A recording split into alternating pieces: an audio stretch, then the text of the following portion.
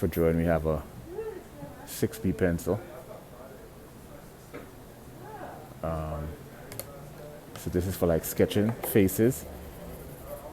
We also have like a, what's this one? It's literal, but from a cognitive neuroscientific perspective, the brain interprets, my apology, a literal statement with this polarity. So I was studying tonality in linguistics. And while studying tonality, if you get into phonetics and phonology in linguistics, the physics of sound is inevitable.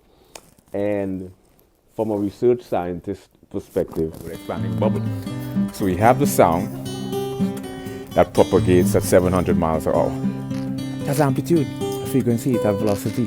So you have like this expanding bubble that propagates. Intensity determines the distance at which the acceleration of the sound propagates.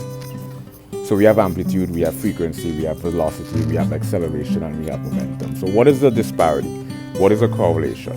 What is the relationship between amplitude and frequency? What causes amplitude? So why you could have an A chord, but yet you have